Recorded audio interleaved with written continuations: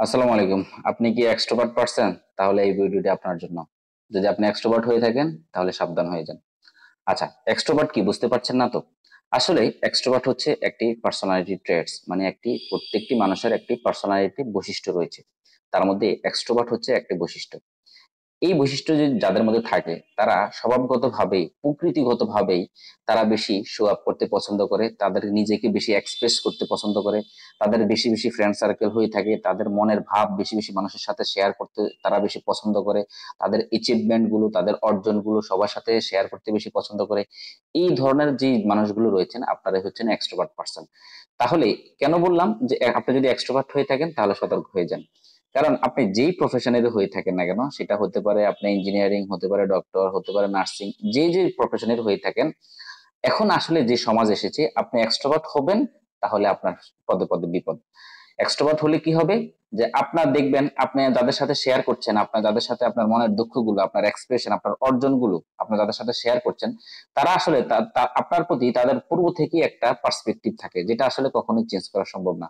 So, আপনি যখনই এগুলো তাদেরকে আপন ভেবে শেয়ার করছেন, আপনি আনন্দ পাচ্ছেন, আপনার মনে মানসিকভাবে তৃপ্তি পাচ্ছেন, কিন্তু তারা বিষয়গুলো খুব সুন্দরভাবে নেবে না। তার পরিণামে কি আসবে, সেটা প্রত্যেকটি প্রফেশনালি হোক, প্রত্যেকটি কর্মক্ষেত্রে হোক, তার পরিণামে আপনার জন্য কঠিন সমস্যার সম্মুখীন হতে হবে। আপনি যদি এক্সট্রোভার্ট হয়ে থাকেন তাহলে আপনার এই অভ্যাসগুলো আপনি একটু পরিহার করার চেষ্টা করেন। আপনি চেষ্টা করবেন যে এই এক্সট্রোভার্টের যে সমস্যাগুলো এটা থেকে কিভাবে মুক্তি পাওয়া যায়। আপনি চেষ্টা করবেন যে আপনার যে অর্জনগুলো রয়েছে, আপনার যে প্রাপ্তি রয়েছে, বা আপনার আপনার যে খোলামেলা স্বভাবের যে মন মানসিকতা সবকিছু শেয়ার করা, এই বিষয়টি আপনি একটু হাইড করবেন। প্রত্যেকটা জিনিস মানুষের কাছে শেয়ার করে বাহবা নিতে নেই।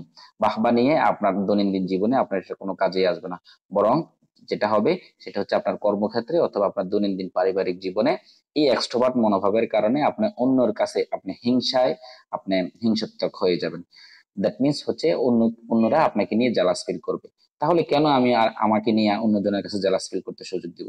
সুতরাং আমরা যারা এক্সট্রোভার্ট রয়েছি আমরা চেষ্টা করব এই এক্সট্রোভার্ট ক্যারেক্টারিস্টিক স্ট্রেসটাকে আমরা পরিহার করতে, এবং কি আমরা চেষ্টা করব যে যাতে করে আমরা দৈনন্দিন জীবনে পেশাগত জীবনে আমরা কোনো ধরনের হ্যাজার্ডে না পড়ি। আশা করি বুঝতে পেরেছেন। ধন্যবাদ সবাইকে।